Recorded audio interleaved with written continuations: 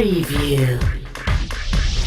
So for those of you who already played the demo for Metal Gear Solid Peace Walker, you should already have an idea of what to expect in terms of the controls and the mission setup. There are 3 configurations to choose from, so you can decide whether you feel more comfortable with a control scheme similar to Metal Gear Solid 4, or something like Monster Hunter. Or if you like the controls from Metal Gear Solid Portable Ops, there's the option to pick that too. Peace Walker is a sequel to Snake Eater and Portable Ops, and takes place in Costa Rica, where Big Boss, or Snake, has agreed to look into a suspicious military organization that has been operating there. He was hesitant at first, but he can't seem to say no to the ladies as he agrees to help because of Paz, a teenager that has been captured and tortured by this group.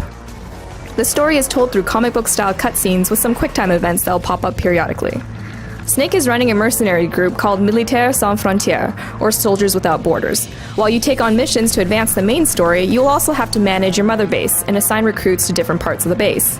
Everyone has their own unique skill set, so you can either auto-assign them to the appropriate unit, or shuffle them around yourself.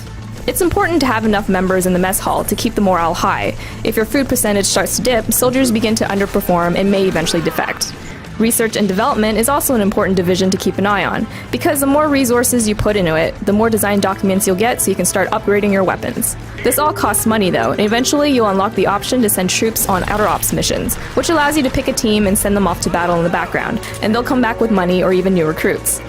All the missions can be replayed to recruit members for your team using the Fulton recovery system, where you tie a balloon to an unconscious enemy or prisoner, and they'll be picked up by a helicopter and shipped back to base. If you find some of the missions too hard, and they can be, you can just play them over and over again to level your weapons. There's a bit of everything in Peace Walker, so you can grind your way through the game like a role-playing game, or spend a good portion of your time strategically managing your base. Optional missions are available as well for practice or building up another character that isn't Snake. There are several multiplayer modes too, which support up to 6 players locally. All the missions except for the first can be played with a friend via ad hoc. Boss fights can also be tough, so you can bring up to 4 people to take these guys down. There's a lot that comes with Metal Gear Solid Peace Walker outside of the main story, so there's plenty of things to do to keep you busy for dozens of hours. It focuses heavily on the cooperative experience, so if you have a friend or two, you'll definitely want to have them come along. The game is currently set to be released on June 8th for the PSP.